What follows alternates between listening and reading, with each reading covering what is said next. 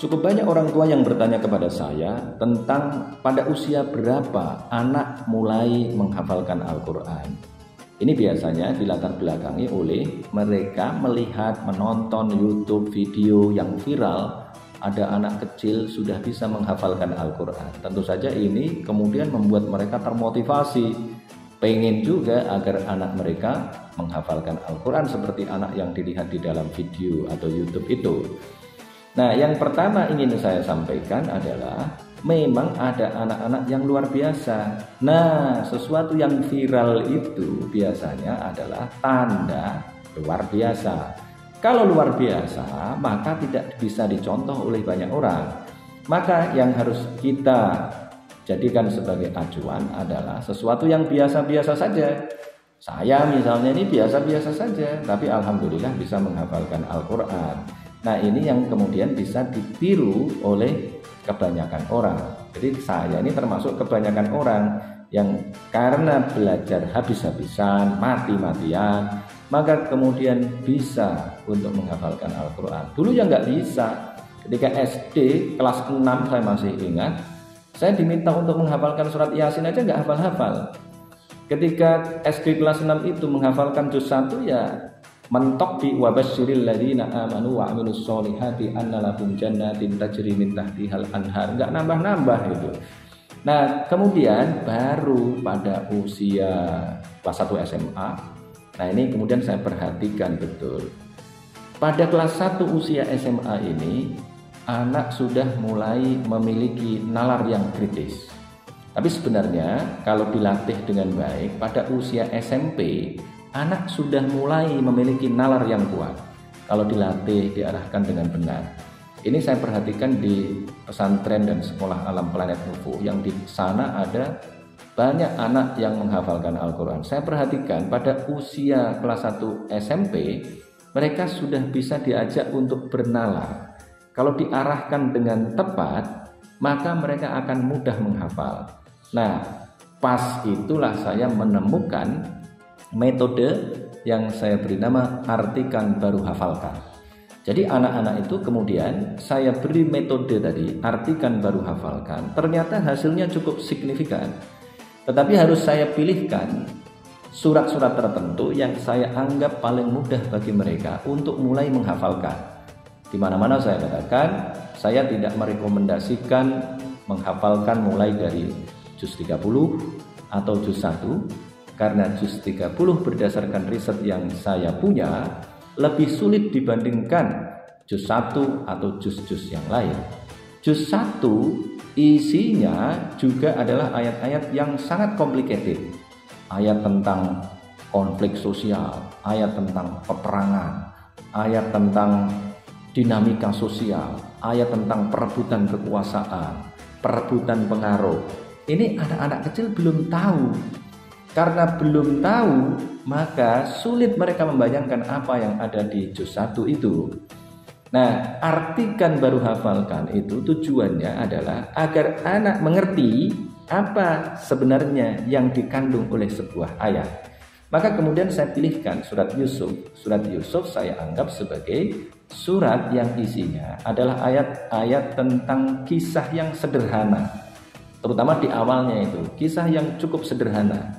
Paling yang membuat anak kita nanti bertanya, kalau dia masih belia, masih kelas 6 SD atau kelas 5 SD, itu dia paling bertanya tentang kenapa Zulaikha mengejar Yusuf. Nah, itu paling dia bertanya di situ. Tapi kalau kelas 1 SMP sudah mengerti kenapa Zulaikha menggoda Yusuf. Sedikit atau banyak mereka sudah mengerti kenapa Zulaikha menggoda Yusuf. Nah, ini adalah ayat yang sederhana, kemudian sesuai dengan tumbuh kembang anak juga. Pada saat itu mereka sudah mulai memiliki nalar untuk memikirkan apa yang ada di dalam surat Yusuf itu. Sehingga dengan pemahaman itu mereka bisa untuk membuat cantolan apa yang mereka hafalkan. Dengan begitu mereka menjadi satu, cepat hafal. Yang kedua, karena mengerti artinya, karena mereka tahu artinya, maka tidak cepat hilang. Karena bisa mereka ingat-ingat, mereka punya imajinasi. Bahkan kalau di pesantren saya, anak-anak atau santri murid itu bisa menghafalkan dengan cara membuat drama. Jadi didramatisasi. Jadi ada drama surat Yusuf itu. Nah, dengan begitu mereka akan ingat dengan baik alur kisah di surat Yusuf. Mulai Yusuf melihat dalam mimpinya, kemudian menceritakan kepada bapaknya tentang yang dia lihat dalam mimpinya. Dia melihat 11 bintang, matahari, dan bulan yang semuanya menyembah dia. Dan seterusnya sampai dia kemudian dibuang ke dalam sumur, kemudian ditemukan oleh kafilah, kemudian dijual ke istana Mesir, kemudian dia menjadi penghuni rumah, penghuni istana, kemudian digoda oleh Zulaikha, kemudian dia dipenjara, dipanggil raja, dan kemudian menjadi pejabat di Mesir sampai dia ketemu kembali dengan saudara-saudaranya dan juga orang tuanya, bertemu dengan Nabi Yakub. Ini mudah dipahami. Ini sebanyak 13 halaman dan hanya satu saja yang keluar dari kisah, itu halaman terakhir. Nah, ini sudah bukan kisah lagi.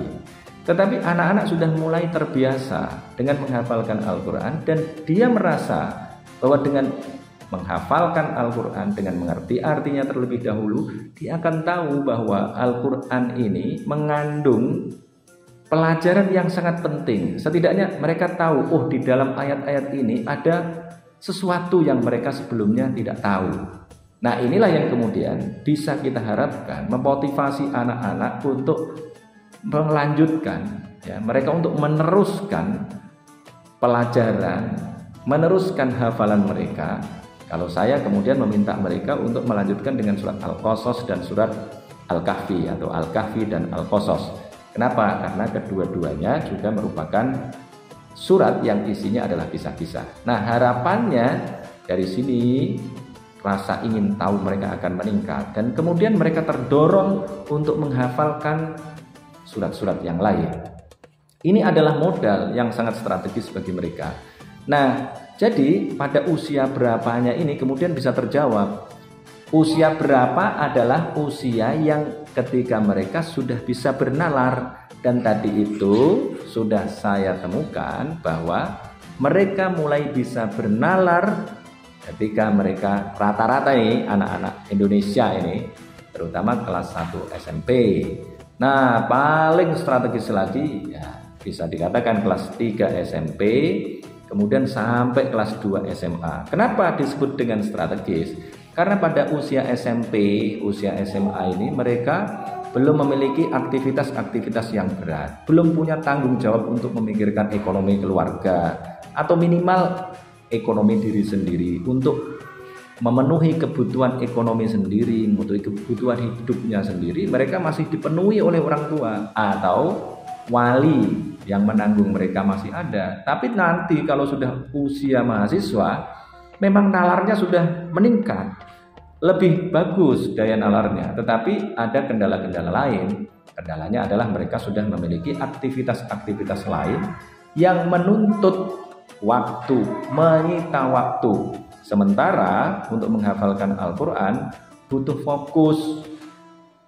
fokus agar mereka bisa memperhatikan, mendalami. Nah, tidak terganggu oleh aktivitas-aktivitas lain.